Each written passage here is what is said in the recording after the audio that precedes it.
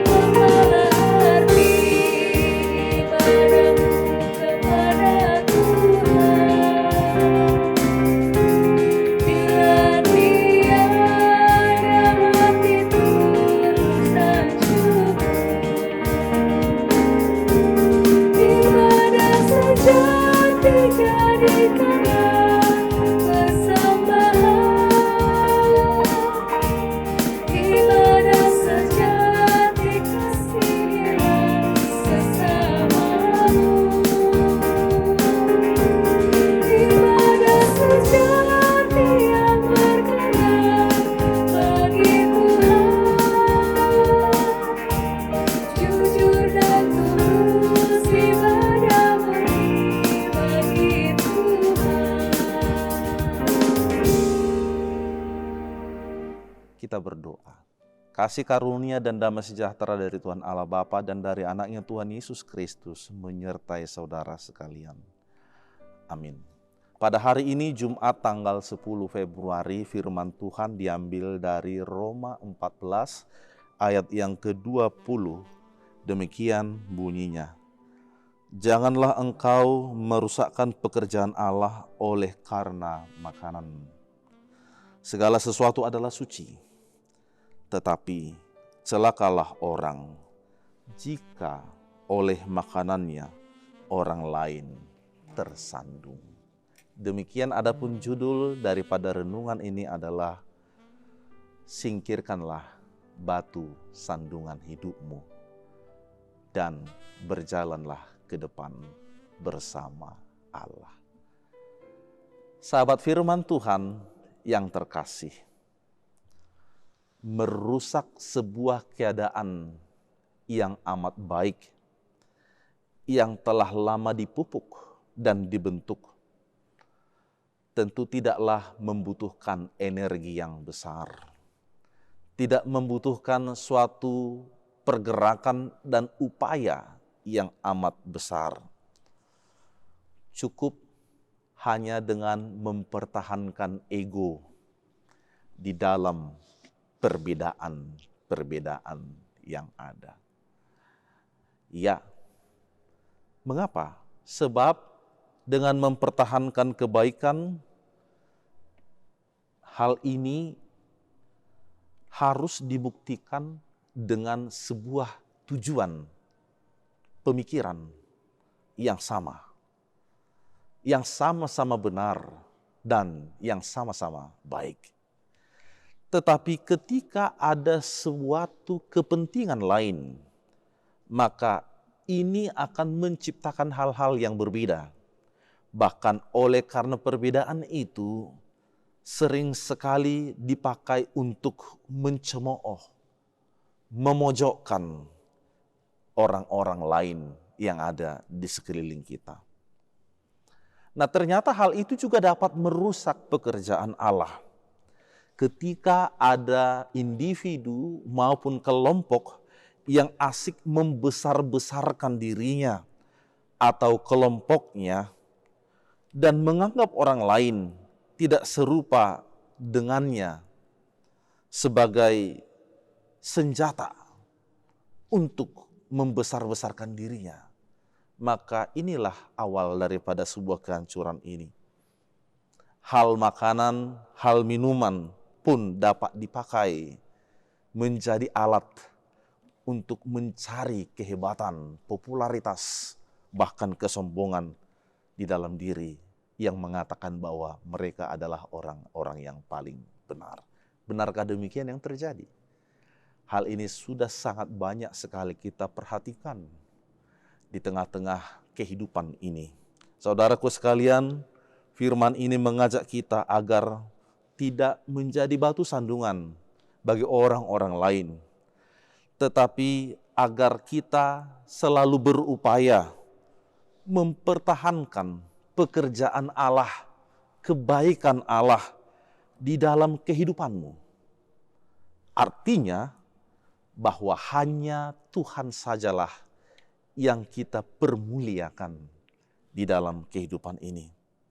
Konflik karena perbedaan, hal itu jugalah yang dialami oleh jemaat di Roma, di mana masih ada kelompok orang Kristen yang mematuhi peraturan dan juga tradisi adat dan budaya Yahudi tentang makanan yang boleh dan yang tidak boleh dimakan. Karena itu mereka kerap sekali saling menghina, saling menghakimi, dan berujung kepada perdebatan dan pertengkaran yang panjang yang menguras waktu, tenaga, serta pikiran saat itu.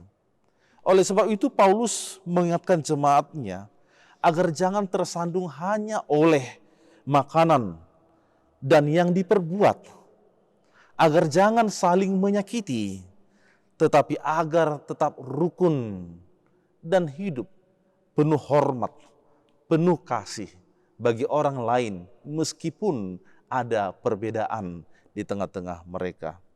Saudaraku sekalian, inilah yang perlu kita lakukan juga di dalam hidup ini. Tuhan sudah memberikan hikmat bagi kita, hikmat dan pikiran, agar kita tahu dan mampu hal manakah yang harus kita lakukan. Karena rukun dan keadaan yang baik itu adalah sebuah kaidah kehidupan yang sangat indah.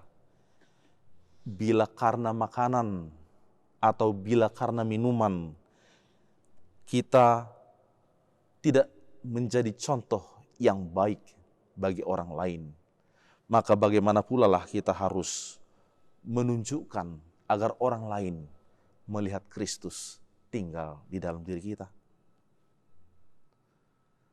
Mari, janganlah kita menyulut api untuk sesuatu yang tidak perlu diperdebatkan di dalam hidup ini. Tetapi mari kita kejar hal-hal yang mendatangkan damai sejahtera, hal-hal yang mendatangkan kebaikan, hal-hal yang saling membangun satu sama lainnya. Jadilah teladan, sebab Yesus sudah menjadi teladan di dalam hidupmu. Jangan menjadi batu sandungan bagi orang lain. Coba kita perhatikan, ada dua hal yang terjadi ketika seseorang berjumpa dengan batu yang membuat dirinya tersandung. Ada yang tidak mau tahu ketika dia tersandung, tidak mau tahu, lalu dia melanjutkan perjalanan. Tetapi ada pula orang yang tersandung oleh karena batu itu. Lalu dia mengambil batu sandungan itu dan membuangnya, kemudian melanjutkan perjalanannya.